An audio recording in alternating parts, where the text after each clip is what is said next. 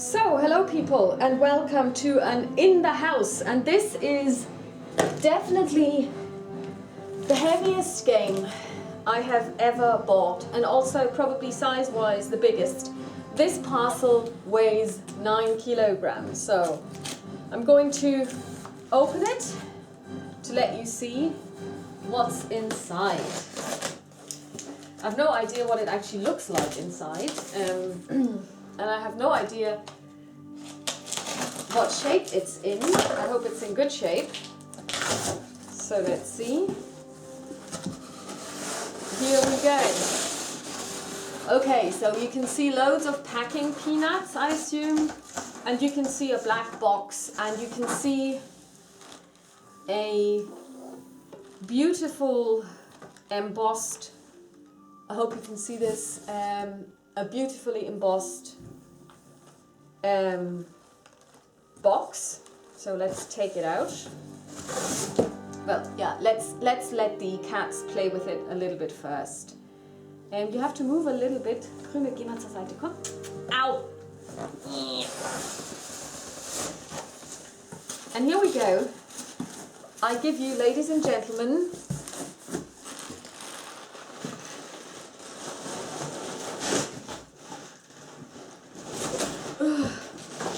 this is really heavy.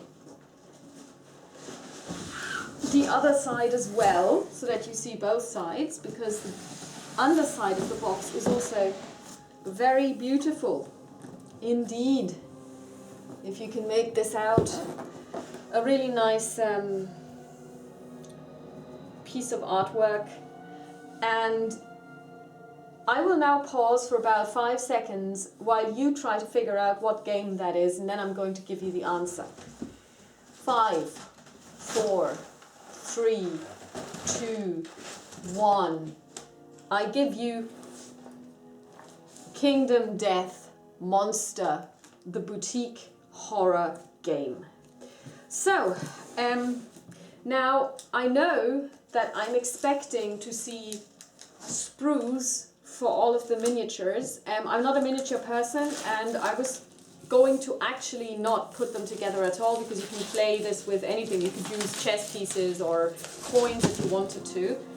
But a friend of mine has actually expressed an interest in putting these together, and I said, well, let's just start small, maybe the Lion and 4 Survivors, because there are some in there. Oh, and the box feels beautiful. Oh, it's really, you know, this is why I like board games. It's the tactile experience. And I said to him, you know what, Kiwi, you can take, I'll give you a couple of these and you can try and put them together, and then if you want more, there will be more, but I mean, there are some that are quite intricate, and if you look at even YouTube videos of people who professionally put together miniatures, they say, you know, some of them are really tough. So, miniature assembly. Let's look at this.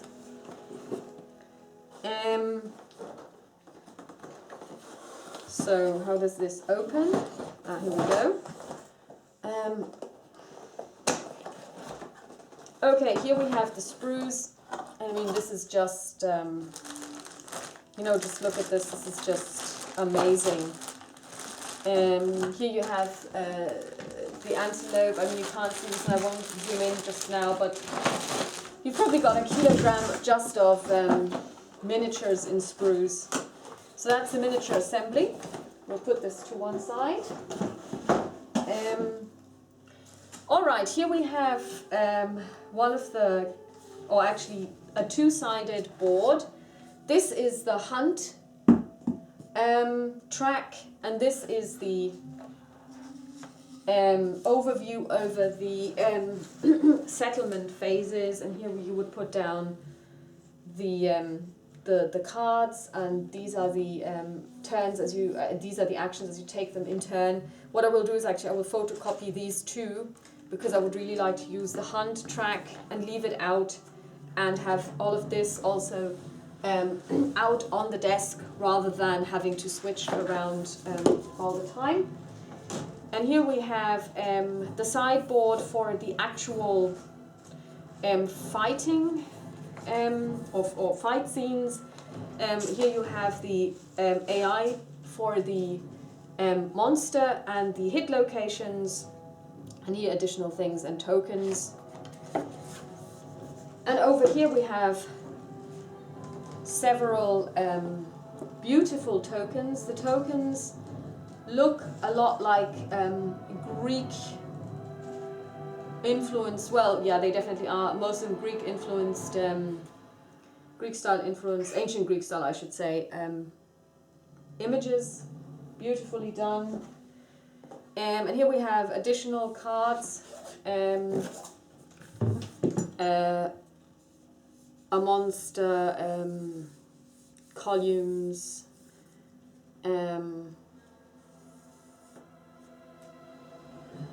beautifully done, and also quite thick cardstock.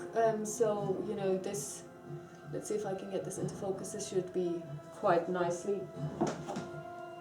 to handle. And here we have. Oh, I didn't know. Oh wow, this is the board, and I actually thought it was made of paper, but it's actually a real board. And it's not that big, because people said, you know, this had such a big footprint. This is no bigger than the Eldritch Horror board.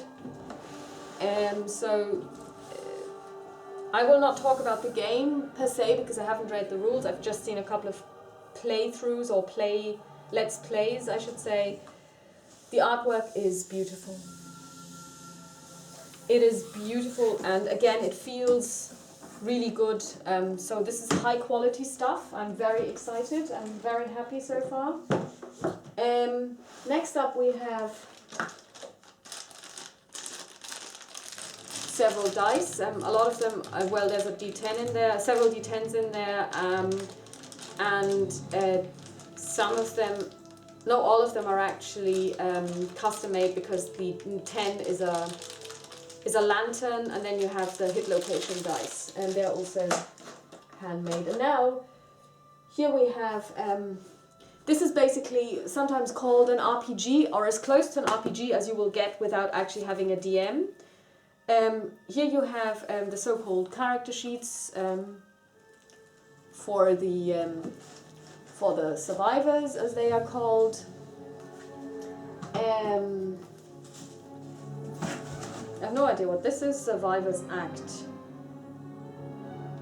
Oh yeah, these are the these are the player sheets, the player mats. This looks like coasters. It's armor sets. So these are now cards. Here we have story cards, or what looks like story cards. Here we have barber, surgeon. I mean, different types of card decks. More cards. These are bigger cards that you use in the settlement phase, as far as I'm aware. And numerous decks of cards. And as you can see, the card sizes these are square cards. That's unusual, but there is a reason to it. Because as a survivor, you have a survivor player mat. And I don't know if this comes out, but there is actually squares drawn here, and you can actually put your square card that I just showed you here, and if they are aligned in a certain way, you get additional bonuses for that, as far as I recall. Come out. I don't want to show you this just now. And this is now the settlement page, because what you do is you create settlements, and each village or settlement that you create has its own settlement, if you like, character sheet. And here, lastly, we have more cards. Plenty of cards. Beautiful cards. And because it's a card-driven game. And maybe let's take a look at the box insert, because you know that I always complain Fantasy Flight Games create stupid box inserts, which they do because they don't create any. Look at this, everything has its place. You know, this is where you put the cards when you have taken them out. You can put your, you have more room for cards. You can put your miniatures, you could have the miniatures laid out over here. There is more room for cards. There is plenty of room in here, so plenty of room at the inn, as they say. Really beautiful, really well done, really well thought out. So I love this already because I like it when it's practical. So here we have more. And I'm pretty sure that you can probably download more of these if you need them. I'll probably just copy them. I'll just probably scan one item each. And here, last but not least, is the book. The book. You do not read from the book. The book contains rules as well as the story, because it's a story-driven game. Now, I will say one thing. This game costs $295 plus $52 shipment. And I was on the fence. But the problem is, as soon as I start watching really good YouTube videos on games that I find somewhat intriguing, I buy them. You know, I blame everybody on YouTube, and I blame myself as well, because I know that some people have said, okay, well, you showed this game, or you did a playthrough of this game, it looked really interesting, I've bought the game. So yeah, I'm guilty of this too. I'm an enabler, as well as an addict. Anyway, I said to my friend, you know what, give me one good reason why I shouldn't buy this game. And he said, because the female characters are even less decently dressed, or are even more sexist than the female characters in the Anima books. Anima is a Beyond Fantasy is an RPG that we were playing at the time. And I said, you've got a point there, that would be a really good reason. But unfortunately, I'm already hooked and I bought it. Because, to be quite honest, I've seen art. I've also seen some miniatures, which are even called pin-ups. They don't come with the game, where female characters are displayed and shown in a way that I actually have to take objection to. I find it very, very problematic. But yeah, this is quite an important question. What do you do if, you know, you object to that kind of depiction of females, but you really want to play the game? Do you actually still say, yeah, I'm going to buy the game in spite of that? Do I condone this? And I have to say, it was tough. I'll see if I can find one of the pictures that is extremely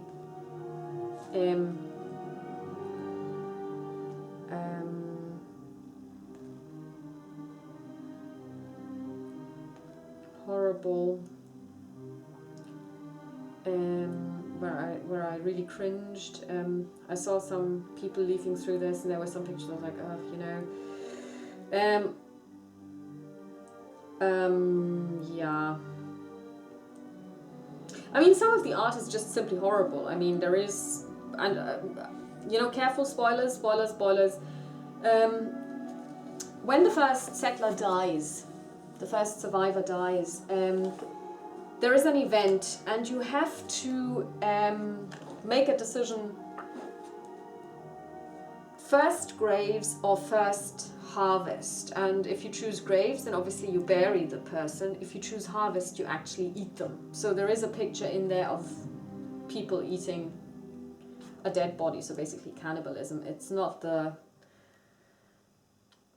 idea is horrific to me, but that's understandable. But it's you know, that kind of let's say that kind of depiction, although it's gross, is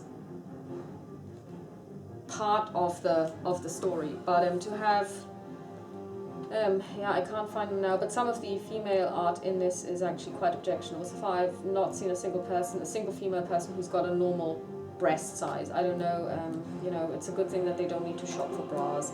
Okay, feminist rant over. You can all come back now. Sorry about that, but this is something that I did want to mention. Also, I believe this game is for 17 plus because the content is very adult and very, you know, problematic. If you have problems with the depiction of religion in general, there is religion in there. It's generic, but you know, these people find religion. These people, you know, they are settling, and they go through evolution if you like, in a very short time span. There is gore and blood. There is what they call intimacy, which hopefully leads to offspring, because you have a settlement, you need to procreate, you need to, you know, make sure that you don't die out. So these themes are in there. And so I think it's really only for adults. So it's not a game you should play with kids. Or, well, I mean, I guess it's in the, it's within your own remit to make a decision, do you want to play this with kids or not? But I saw some things where I'm like, yeah, well, you know, you should have a certain age to play this game. So that is Kingdom Death Monster. I'm gonna put it all back in the box because I want to upload this today. I'm really excited that I got this game. I paid, like I said, $340 something for it. And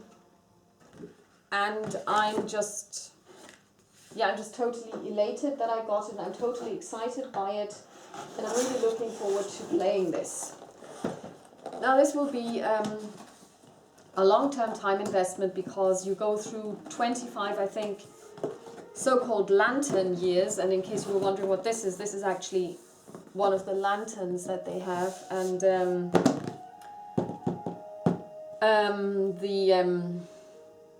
this can take a long time.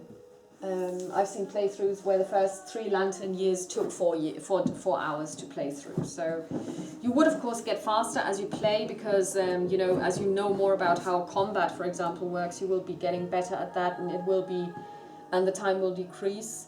You can play this solo, but you also can play it with people, and that's why I got it, because if I can't play a game solo, then I won't buy it, because I do play games with friends, but usually when we get together we play role-playing games, because actually taking this thing and just basically taking it to somebody else's house, you can't leave it there, because you would have to come back to this game, and also it weighs 9 kilograms, so I'm not going to lug this through Galway all the time. But thanks for watching. I will let you know how I get on. I don't think I will play this until the Christmas break, because at the moment I'm still playing an Eldritch Horror game, and I've got another Eldritch Horror scenario that I want to play straight after. And of course I'm still studying, you know, it's still term time until the 7th of June. Oh, by the way, my final exam is on the 7th of June. Please keep your fingers crossed. So, yeah. I won't have that much time, I'm afraid, to play this now, but I hope I'll get something done around Christmas. Okay, so talk to you soon. That's Caliste signing off. Bye bye.